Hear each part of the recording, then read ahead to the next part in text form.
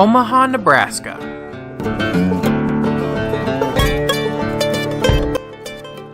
Omaha is a busy railroad town served by both BNSF and the Union Pacific Railroad, and is the beginning of the famed Transcontinental Railroad.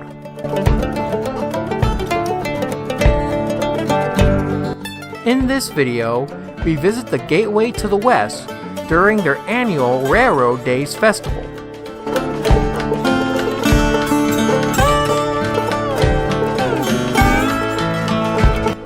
During the event, we visited their museums around both Omaha, Nebraska and Council Bluffs, Iowa. We visit the Railswest Railroad Museum in Council Bluffs, Iowa, the Durham Museum in Omaha, Nebraska, and many other famous places around both cities. We also see some train action during our visit as well. Now, with all that out of the way, let's get on with our visit to Omaha during Railroad Days.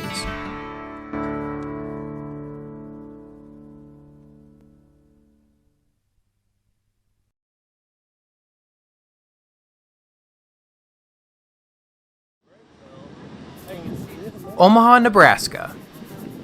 The Gateway to the West is the largest city in the state of Nebraska, with a population of 468,262 people.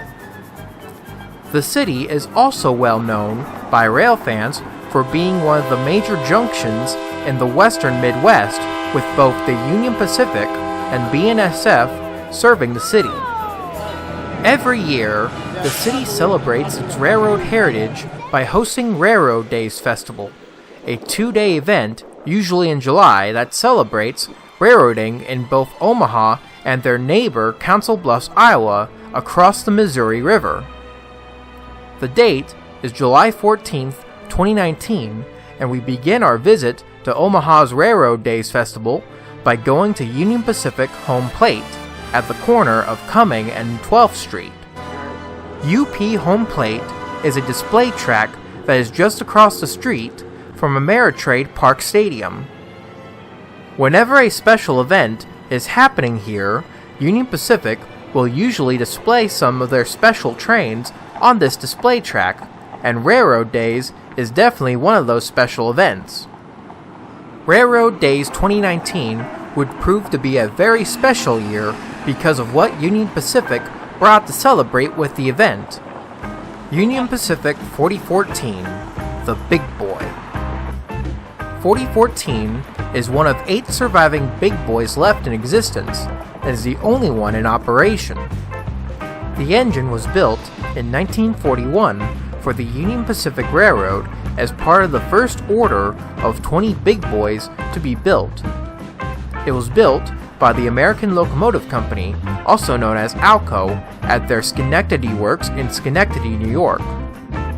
Once delivered to the UP, it hauled long freight trains across the Union Pacific's Cheyenne, Wyoming to Ogden, Utah main line until it was retired in 1959. In 1962, 4014 was then donated to the Southern California chapter of Railway and Locomotive Historical Society in Pomona, California, and it was towed there to be put on display for the general public. The group would be later known for their Rail Giants Train Museum. 4014 stayed in their hands until July 23, 2013, when the Union Pacific Railroad was able to reacquire the engine from the group in a trade. Once the engine was back on the main line, it was then towed back to Cheyenne, Wyoming, but it wouldn't be until 2016 when the restoration work on 4014 began after finishing a rebuild on 844, Union Pacific's other steam locomotive. Then, on May 1st, 2019, 4014 moved under her own power for the first time ever since her retirement, and the Big Boy was once again in service. Once the work on 4014 was done, the engine then participated in a special doubleheader run with 844 on the Great Race to Ogden. The Great Race to Ogden was a special excursion that ran from Cheyenne, Wyoming to Ogden, Utah to help celebrate the 150th anniversary of the first transcontinental railroad. As part of the event, 4014 and 844 double-headed a train to Ogden. Once there, both 844 and 4014 reenacted their own version of the driving of the Golden Spike. After the Great Race to Ogden was done, Union Pacific then announced 2 more tours for 4014. The Great Race across the Southwest, which happened in the fall, and the Great Race across the Midwest, which we are on now. As part of the Great Race across the Midwest, 4014 spent 2 days in Omaha to celebrate Railroad Days. It arrived in Omaha yesterday on July 13th. On this day, July 14th, the plate was open to the public so they can get a closer look at the giant of steam, and we took great advantage of this, getting some close-up looks at the massive giant. Later on in the day, the engine will be moved to Omaha's Union Station to be prepared to continue on its tour across the Midwest. But for now, let's admire this fabulous locomotive. The steam program that 4014 is now a part of was started all the way back in 1960.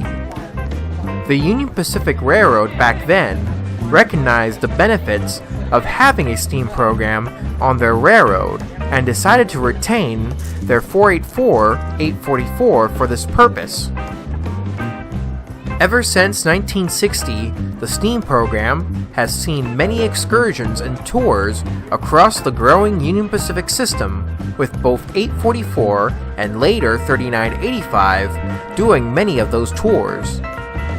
4014 is now the 3rd steam engine to join the Union Pacific steam program. Behind Union Pacific 4014 was Union Pacific 8167. It was being used as a helper engine just in case anything happened out on the road with 4014. And judging by those stickers on the side of the cab, this engine's a regular on these trips.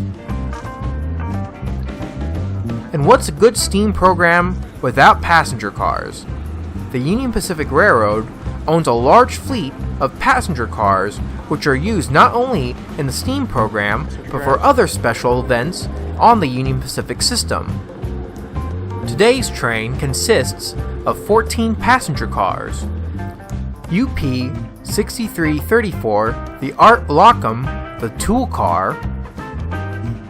UP 209, the Howard Fogg, a special power car. UP 5714, the Lynn Nystrom, a baggage car. UP 207, another power car. UP 7011, the Missouri River Eagle, a dome diner car.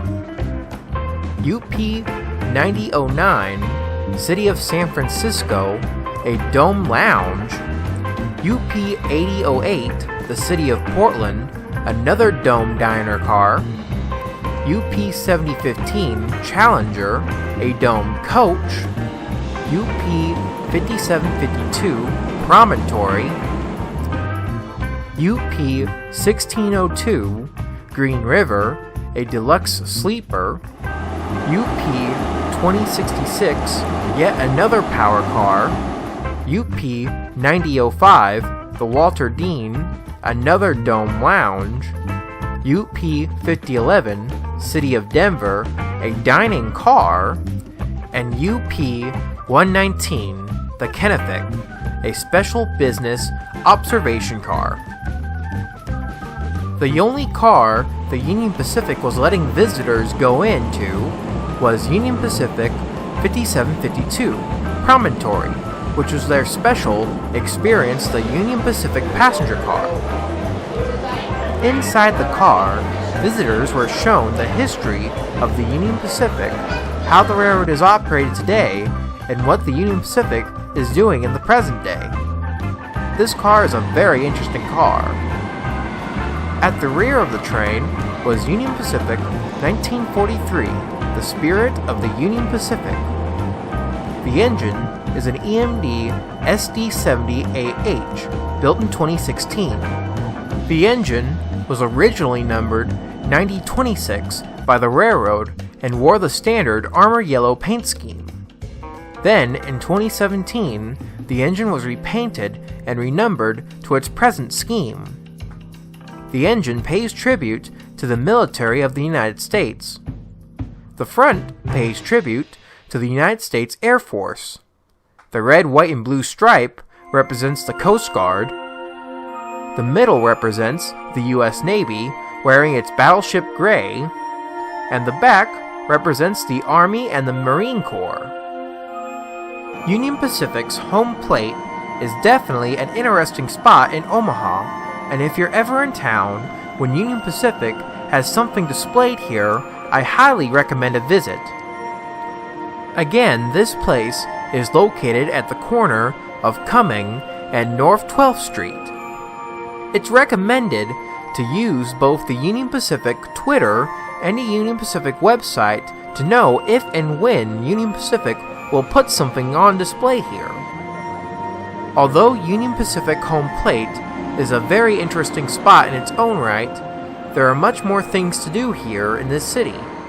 So now let's go across the river to Council Bluffs, Iowa. Our next place we visit is the Union Pacific Railroad Museum, located at the corner of Pearl Street and Willow Avenue. The Union Pacific Railroad Museum is a unique joint effort between the City of Council Bluffs and its citizens, private business owners, the Friends of the Carnegie Cultural Museum, a volunteer group, and the Union Pacific Railroad to show historical artifacts collected by the Union Pacific over its 150-year existence. The museum building itself was first opened to the public all the way back on August 15, 1905. It was built as the city's first free public library by a group of men and women who lived here. They were able to build the building thanks to bequests from the famed steel philanthropist Andrew Carnegie. For many years, the building stayed as a public library all the way up until just before the end of the 20th century. By then, the library was moved to a new and bigger location, leaving the building without an occupant. But luckily, a group of people, along with the Union Pacific Railroad, got together to restore the building, and by May 10, 2003, the Union Pacific Railroad Museum was finally open to the public on the 135th anniversary of the Transcontinental Railroad. The museum tells the story of the construction of the first Transcontinental Railroad and the long history of the Union Pacific Railroad itself. It contains many railroad-related artifacts that the Union Pacific Railroad has collected, ranging from guns and rifles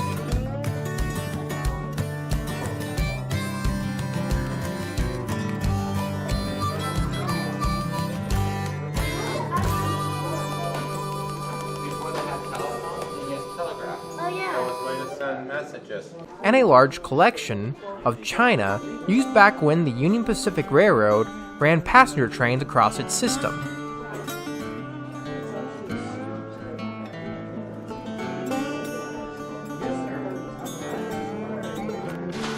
There's even an exhibit showing what the Union Pacific is today.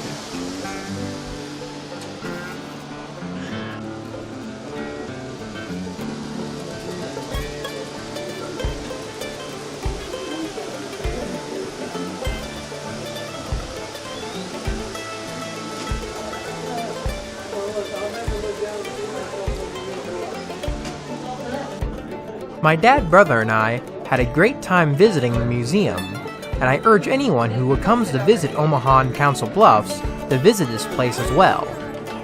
There are so many cool things in here that I just can't show in this video alone. The Union Pacific Railroad Museum is located at 200 Pearl Street, Council Bluffs, Iowa, and is open Thursday, Friday, and Saturday from 10 a.m. to 4 p.m.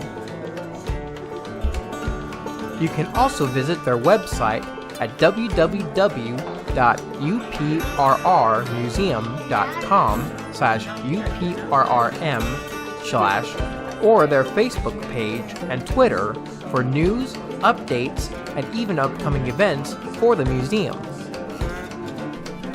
After we finished our visit to the Union Pacific Railroad Museum, we then moved just south along Main Street to the Railswest Railroad Museum. The Railswest Railroad Museum is a museum operated by the Historical and Preservation Society of Pottawattamie County with the goal of preserving and telling the history of railroads in the city of Council Bluffs. The museum's HQ is located in the historic old Chicago, Rock Island and Pacific Railroad Depot, which was constructed in 1899.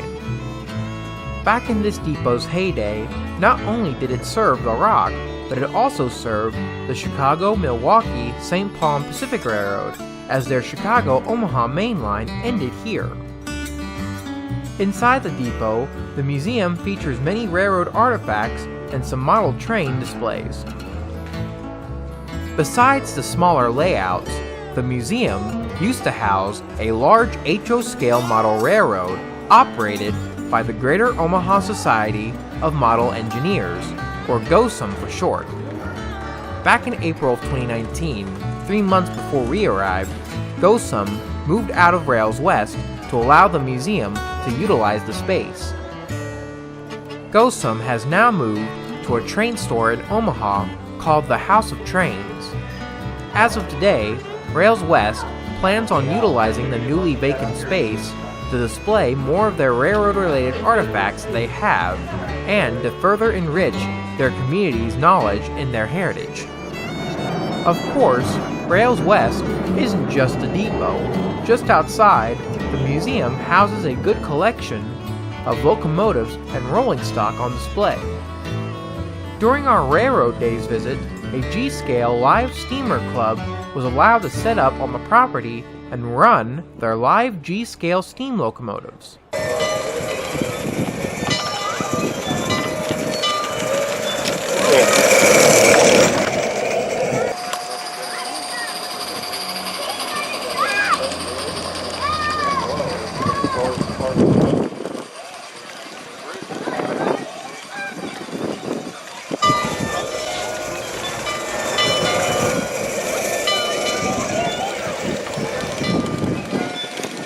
One of the members even brought and later ran their model of Union Pacific Big Boy 4018.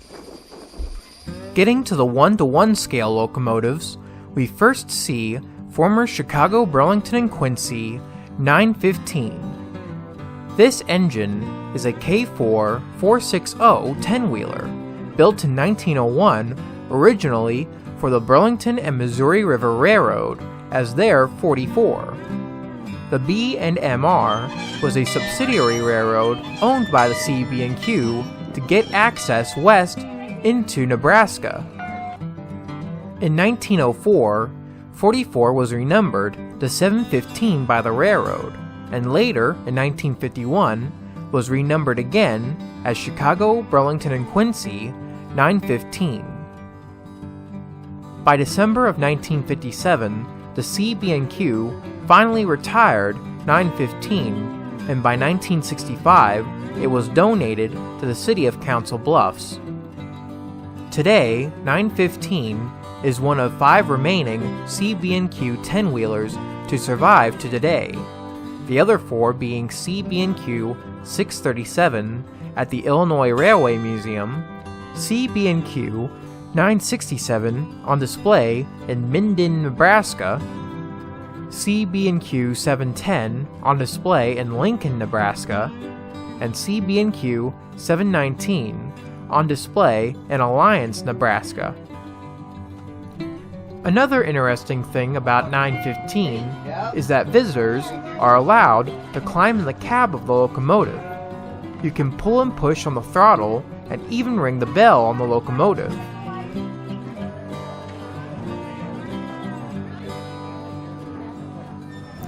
You can also ring another bell, which is on the ground here as well.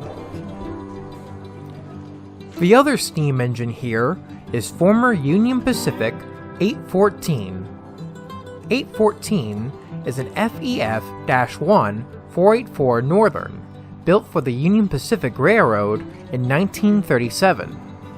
It was built by the Alco Schenectady Works in Schenectady, New York.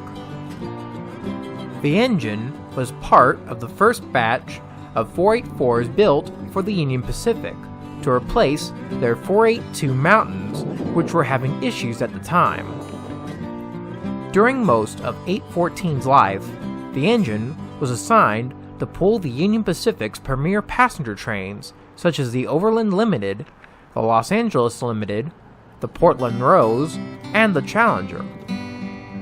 When diesels came to the railroad, 814 was then reassigned to freight services on the railroad until the engine was finally retired in the late 1950s. Then, on August 22, 1962, 814 was donated by the Union Pacific to the city of Council Bluffs. Today, 814 is one of 4 surviving FEF Northerns to survive to today, the other 3 being Union Pacific 833 on display at the Utah State Railroad Museum in Ogden, Utah, Union Pacific 838 in Cheyenne, Wyoming, and the famed Union Pacific 844 based out of Cheyenne, Wyoming. Just like 915, visitors can climb in the cab of 814 and are allowed to see the controls. The last locomotive this museum has is this small, rare diesel locomotive. The engine is a 45-ton switcher built in 1953 by the Plymouth Locomotive Works in Plymouth, Ohio. It was built to haul coal cars for the Mid-America Energy Power Plant in Des Moines, Iowa. It was labeled for the Iowa Power and Light Company, and as far as I was able to research, didn't receive a number. It stayed at the power plant until 2007, when it was finally donated to Railswest, and it has stayed here to this day. Besides the locomotives, the museum also has a good collection of rolling stock.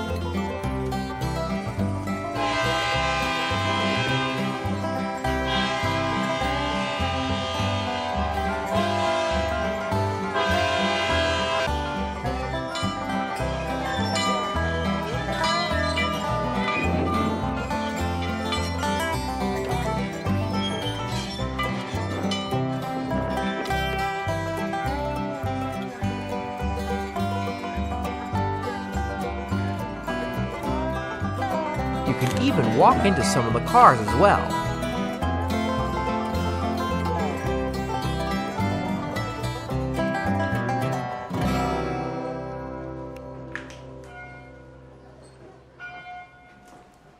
Right next door to the museum, Iowa Interstate and BNSF Railways still operate the railroad lines next door to the museum. Combine it with the fact that the museum is located at the top of a medium-sized rail yard, and you got yourself a pretty good rail fanning spot. During our visit here, we saw BNSF 754 in its war bonnet colors and BNSF 7130 as they were shunting a train in the yard. Oh, nice! Let's do it!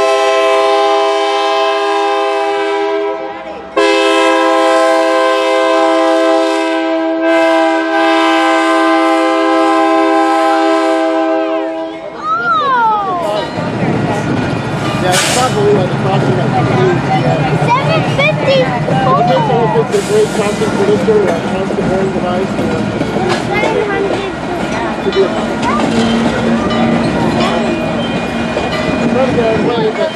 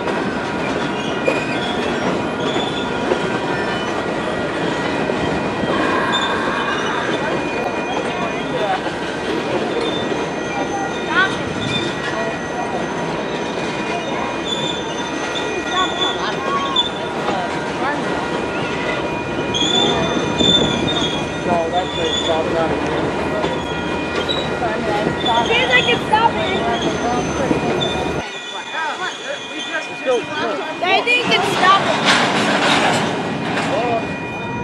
It stopped right on the. Oh, it's probably because that's another train. That way, clear up space.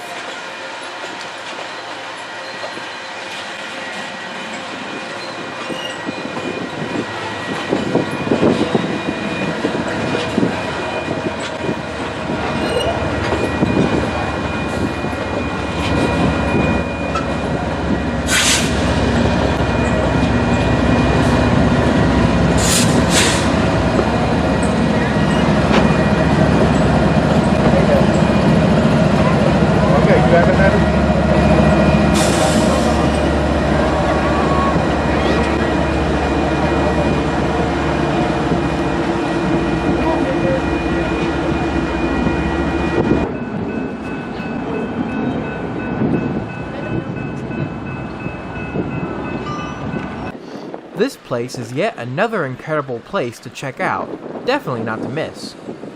If you wish to visit the Railswest Railroad Museum, they are located at 1512 South Main Street, Council Bluffs, Iowa. They're usually opened Saturdays from 11 a.m. to 4 p.m. You can also visit the Historical and Preservation Society of Pottawattamie County's website, where they have a section on the Railswest Railroad Museum.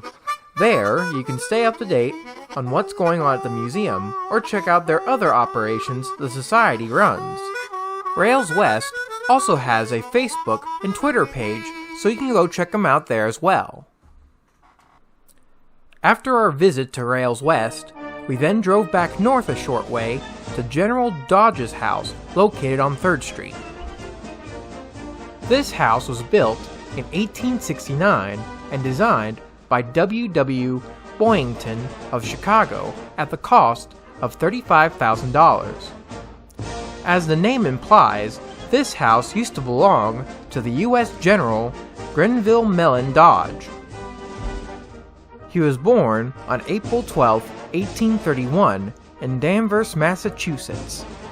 At age 14, while he was working at Lander's farm, Dodge met the farmer's son, Frederick W. Lander, and helped him with surveying a railroad in the area they lived in.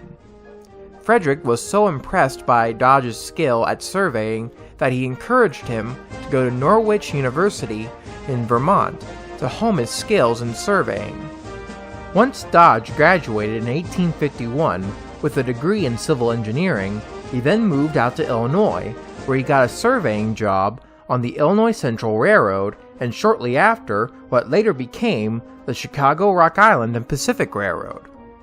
He then finally settled down in Council Bluffs, Iowa, where he got married to Ruth Ann Brown on May 29, 1854, and for the rest of the decade worked in various surveying jobs for different railroads in the area.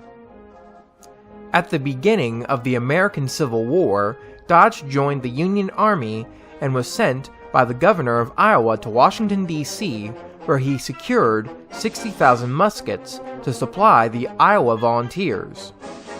Throughout the war, Dodge moved pretty quickly through the Union ranks, going from colonel of the 4th Iowa Volunteer Infantry Regiment in 1861 to major general of the 16th Army Corps in 1864.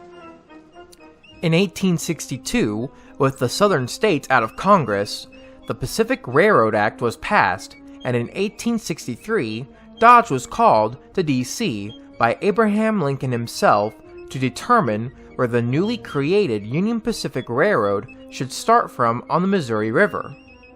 Dodge determined the best place to start the UP was in Omaha, Nebraska, just across the river from his hometown in Council Bluffs, Iowa. Once the war was over, he stayed in the military until 1866, when he resigned after finding a pass that the Union Pacific Railroad could use to build west from the Platte River. With the endorsement of General Ulysses S. Grant and General Sherman, Dodge became the Union Pacific's chief engineer and led the way for the UP to build their portion of the Transcontinental Railroad. Then, in April of 1869, Dodge negotiated on behalf of the Union Pacific Railroad with Collis P. Huntington, one of the Big Four who operated the Central Pacific Railroad, on where the two railroads would meet. It was determined that the two roads would finish their sections of the Transcontinental Railroad at Promontory, Utah, and on May 10, 1869, the last spike was driven, completing the nation's first transcontinental railroad. Once the Transcontinental Railroad was completed, General Dodge stayed in politics and served as chief surveyor on other railroads until he passed away on January 3, 1916, at the age of 84. The home that General Dodge resided in stayed in the family until 1950, when it was converted into apartments. By 1961, the Dodge House was listed on the National Register of Historic Places, and by 1963, the City of Council Bluffs purchased the house and turned it into a museum. Today, visitors to the home can learn all about General Dodge and the large role he played in the United States and the creation of the Transcontinental Railroad. Trust me, with all this information I just gave, there's a whole lot more information that I couldn't fit into this video, so if you're ever in the area, please go visit his house. It's definitely a must.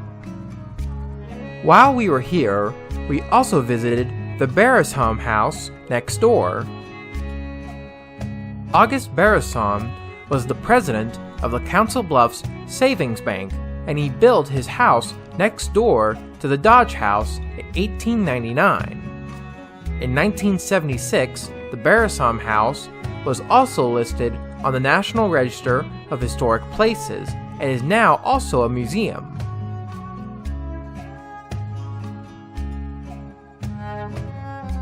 If you guys wish to visit either the Dodge House or the Barisham House, the Dodge House is located at 605 South 3rd Street, Council Bluffs, Iowa, and the Barisham House is located at 621 South 3rd Street, Council Bluffs, Iowa. The Dodge House is usually open Tuesdays through Saturdays from 10 a.m. to 5 p.m., and the Barisham House is usually open Thursday, Friday, Saturday from 10 a.m. to 5 p.m. You can also visit the Dodge House website at https://dodgehouse.org/ for more information about both the Dodge House and the Barisham House there as well. After our visit to the Dodge House, we then moved back across the Missouri River to visit 3 of Omaha's train stations. Where 10th Street crosses both the Union Pacific and BNSF is where all 3 of Omaha's passenger train stations reside. The first one we see is Omaha's Union Station.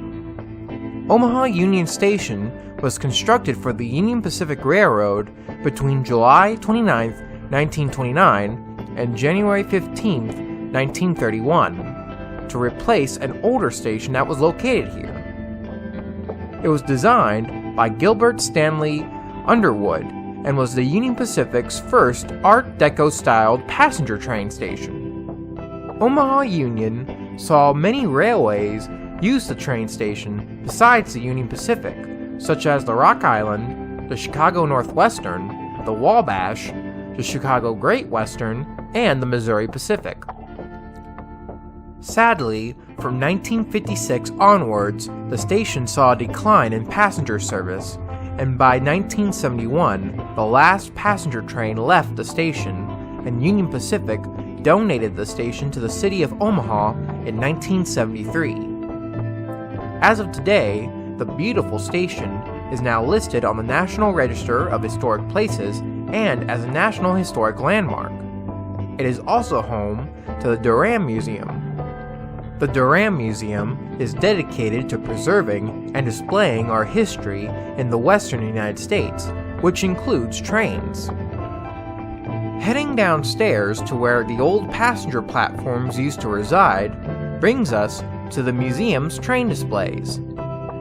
We first see Union Pacific 1243, a T-57 460 10-wheeler, built in 1890. It was first numbered as 1477 and operated on various branch lines in the state of Nebraska. In 1915, it was renumbered to its current number 1243 and continued to work for the Union Pacific until it was retired in 1956. Once retired, it was then put on display in Rawlins, Wyoming, and shortly after was moved to Cheyenne, Wyoming. In 1990, 1243 was cosmetically restored and transported by flat car to Omaha, where it was donated to the Durham Museum in 1996. Behind Union Pacific 1243 is Union Pacific 2555-9, an old Union Pacific caboose. The museum also owns 3 beautiful passenger cars: Union Pacific 1202, the National Command, Southern Pacific 2986 in a Union Pacific styled paint scheme, and Pullman's Cornhusker Club. With the exception of 1243, visitors to the museum can walk inside these beautiful cars and look around inside them.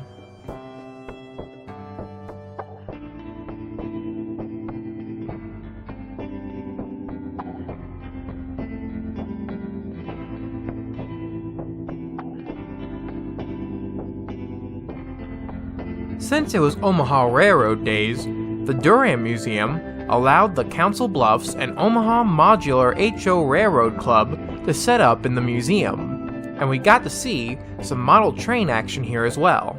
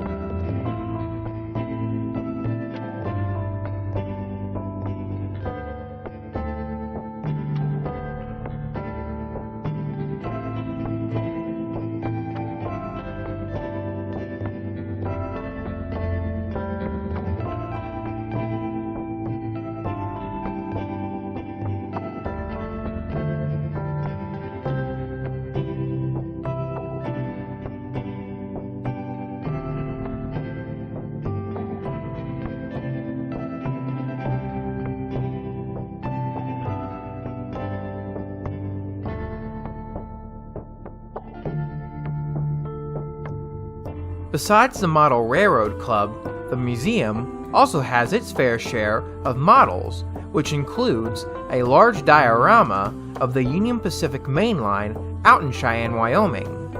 Running around the museum's massive layout is Union Pacific 2838, leading a short freight train.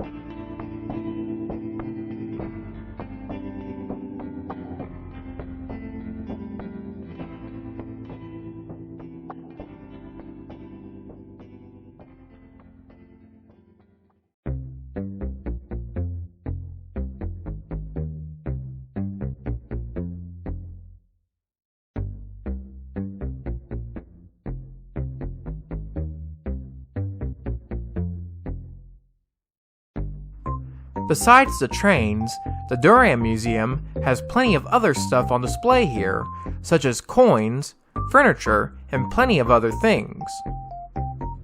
The Durham Museum has plenty of things for everyone, and is definitely a must-see if you're ever in the Omaha area.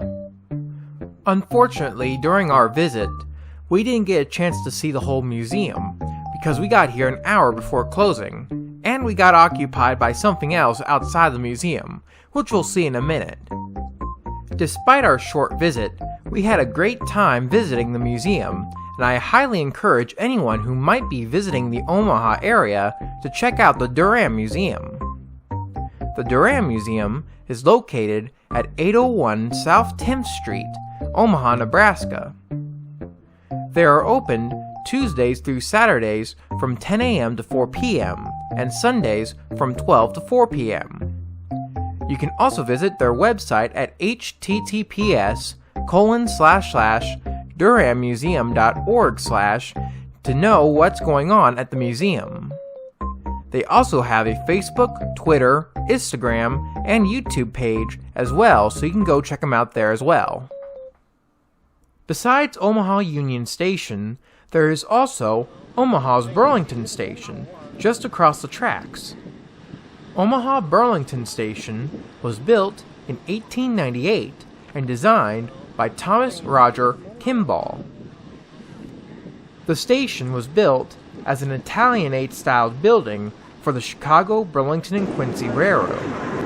Just like Omaha Union, Omaha Burlington saw many passenger trains from most of the railroads besides the Burlington, such as the Rock Island, the Chicago Northwestern, the Chicago Great Western, and the Missouri Pacific. Both stations even served the Milwaukee Road as well. Even back in this station's heyday, both Omaha Union and Omaha Burlington were connected by a walkway bridge so passengers could go to both stations. Unfortunately, just like Omaha Union, Omaha Burlington began to see a decline in passenger service beginning in 1954. By 1971, Amtrak took over passenger services from what was now the Burlington Northern Railroad and operated the old Burlington station until February 1st, 1974. Unfortunately, by then, Amtrak decided to move out of the Burlington station to a much more smaller station next door. Luckily, that same year, the Burlington station was listed on the National Register of Historic Places. Today, the Burlington station is now home to ABC's News Network. And now, the last station in the area, which is actually still used by Amtrak, is Omaha's Amtrak station. The Amtrak station here was built in 1983 to replace Omaha Burlington station. As we were looking at the Amtrak station, an eastbound Union Pacific freight train came by us.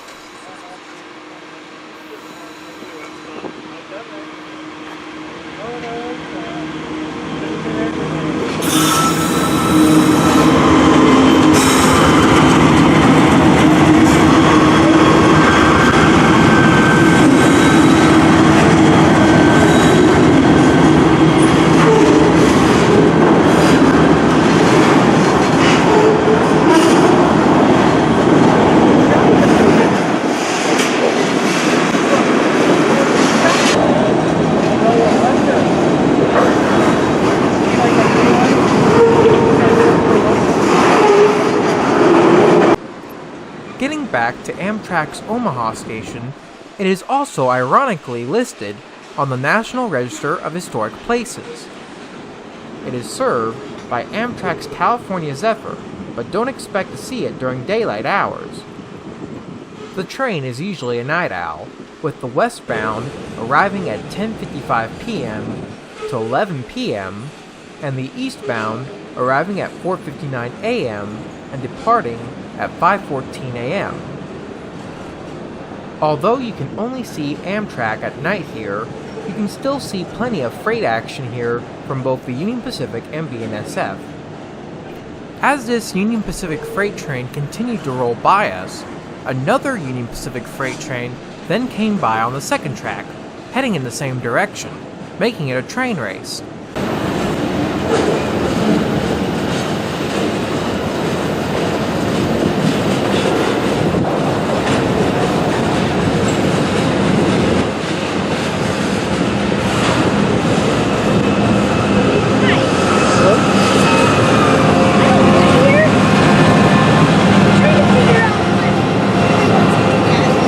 We're all waiting for the big boy to show up. A big steam engine should be coming up here in a little bit or so. I don't know when though, but should be on the move somewhere.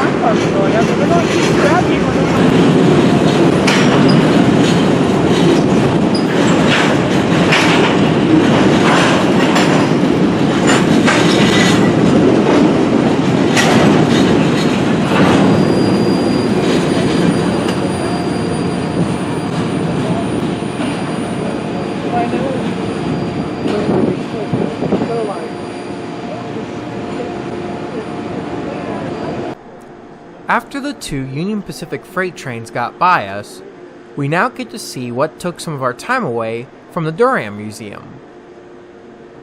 As we were just about to go down to the platform area of the old Omaha Union Station, we saw Union Pacific 1943 as it led the Union Pacific excursion train on the BNSF main line.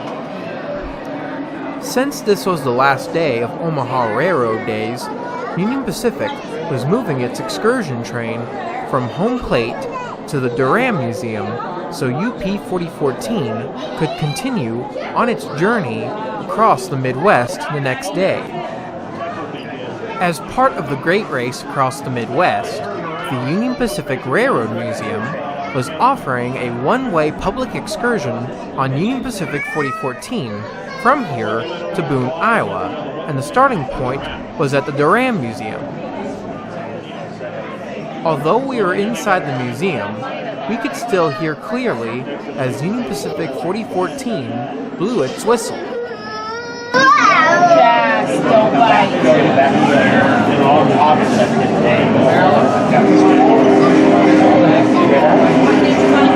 Hear it? Wave to them. Say hi.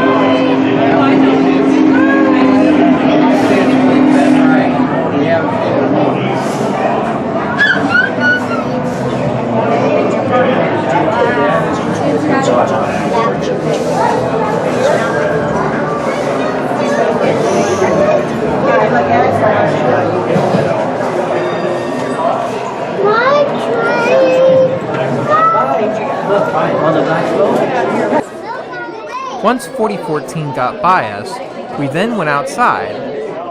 We then saw UP 4014 as it led the train back onto home rails.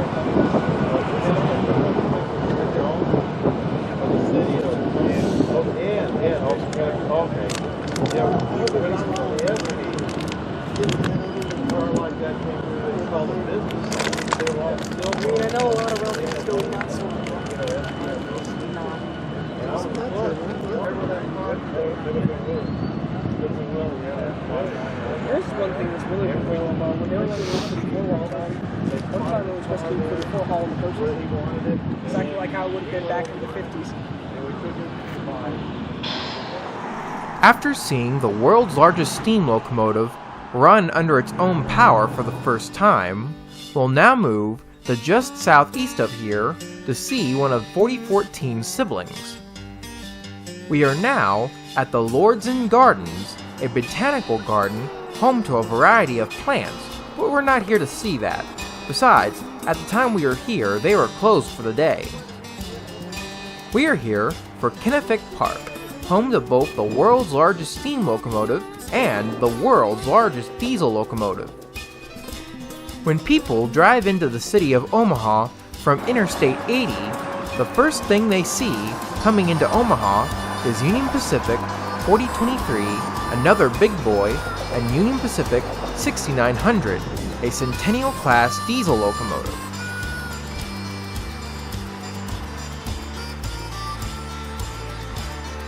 Starting with steam, Union Pacific 4023 is a Class 4884-2 big boy built by the American Locomotive Company in Schenectady, New York in 1944.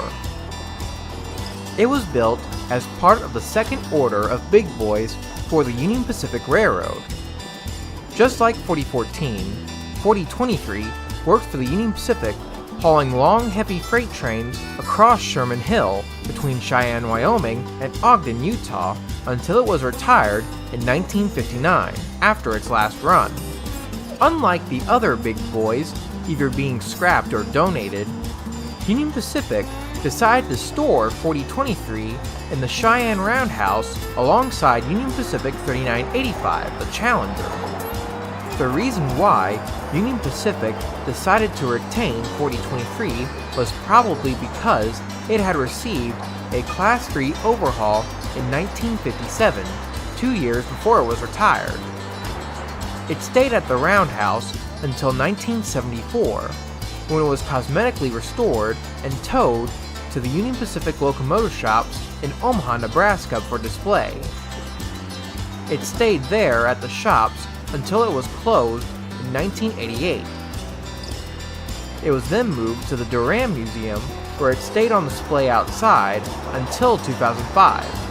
By then, it was decided to move the Giant from its location at the Durham Museum to the newly relocated Kennefic Park, and with the help of special road moving equipment, it was moved to its current home and it has stayed here ever since.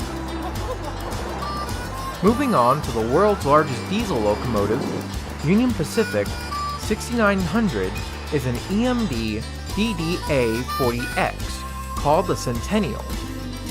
It was the first DDA-40X built by EMD in 1969 for the Union Pacific Railroad. The reason why these diesels are called Centennials is because when 6900 was first built, its first assignment on the Union Pacific was to pull the Golden Spike Limited from Kansas City, Missouri to Salt Lake City, Utah, as part of the 100th anniversary of the completion of the first transcontinental railroad, hence the name Centennial. A total of 47 Centennials were built for the Union Pacific Railroad between 1969 and 1971. Not only were they the biggest diesels ever built, with a length of 98 feet 5 inches, they are also the most powerful diesels ever built. Utilizing two 16-64.5 E3A diesel prime movers, they can produce up to 6,600 horsepower. In comparison to the most modern diesel locomotives produced by both EMD and GE today, EMD's SD70 ACE-T4 can only produce up to 4,600 horsepower, and GE's ET44C4 can only produce up to 4,400 horsepower. These locomotives can also reach speeds up to 80 miles per hour. Despite their excellent performance and relatively good efficiencies, the Centennials were expensive to maintain, and by 1984, the Union Pacific began to retire the Centennials. By 1986, all of them were retired. As of today, 13 Centennials still survive. 12 of them are now on display at various parks and museums across the country, just like 69,000 here. And the only one still in operation by the Union Pacific Railroad is UP 6936, which is now a part of the Union Pacific Heritage Fleet. As for 6900, once it was retired, it was then put on display in Omaha. It eventually was put with Union Pacific 4023 at the Durham Museum until 2005, when it too was also moved here to Kennebec Park for permanent display. This park is definitely another area you must visit when coming to Omaha. The park is open from 9 a.m. to 5 p.m. daily year-round, with the exception of Thanksgiving, Christmas, and New Year's. The park is operated by Lords and Gardens, and if you wish to know anything about either the park or the gardens, I say check out Lords and Gardens website at https://www.lordsandgardens.org/ for more information there. They also have a Facebook and Twitter pages as well, so you can go check them out there as well.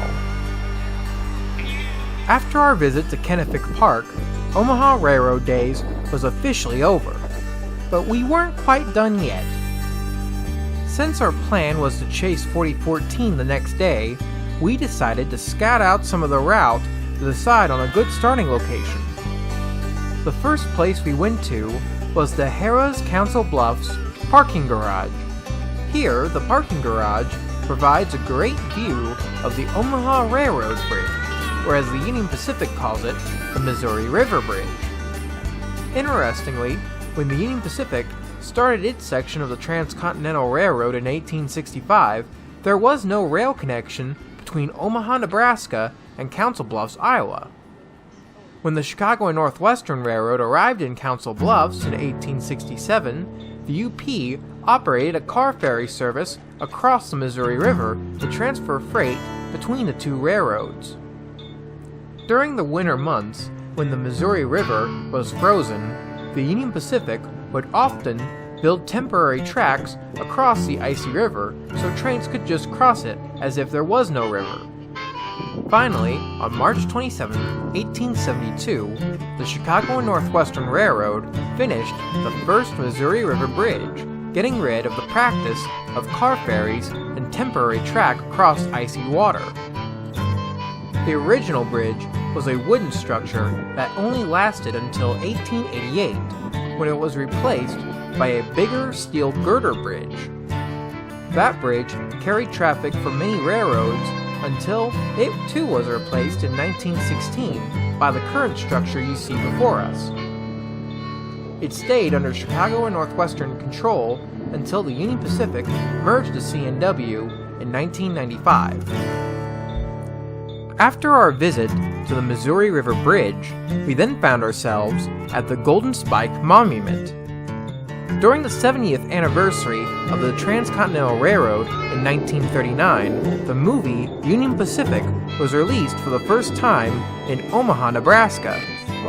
Not wanting to be left out, Council Bluffs decided to build this 56-foot tall golden spike. It's 100 times the size of the original golden spike. As a way to draw attention to the site, Union Pacific called this place Milepost Zero. It was built right next to the old Chicago and Northwestern Main Line, so that when passenger trains came to and from Omaha, passengers could see the golden spike from the passenger cars. By 1955, however, most people were now coming into Council Bluffs via car. There were plans to move the spike to a more auto-friendly spot in town, but those plans never went through. By 1975, the spike had fallen into disarray and was in danger of falling down. Luckily, as of today, the golden spike was refurbished and it now still stands here as a monument to the completion of the first Transcontinental Railroad. After our visit to the Golden Spike Monument, we then continued to follow the old Chicago and Northwestern Main Line. At the Musical Hills Lane Railroad crossing just north of Council Bluffs, we ended up catching a westbound Union Pacific freight train as it came into town. It was being led by a GE AC-45 CCTE, an EMD SD-70M, and a rebuilt GE AC-44 C6M.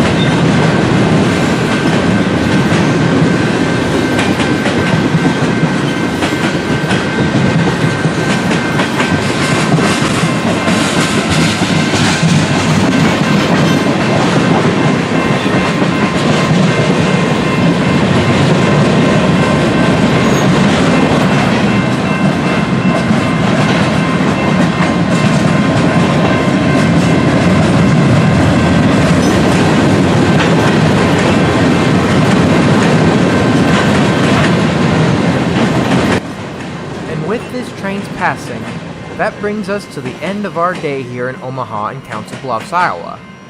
The next day, we find ourselves chasing Union Pacific 4014 across the plains of Iowa, but we'll save that for yet another video.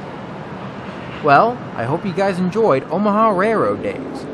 If you ever get the chance to visit Omaha, Nebraska, or Council Bluffs, Iowa, especially during Railroad Days, you won't be disappointed.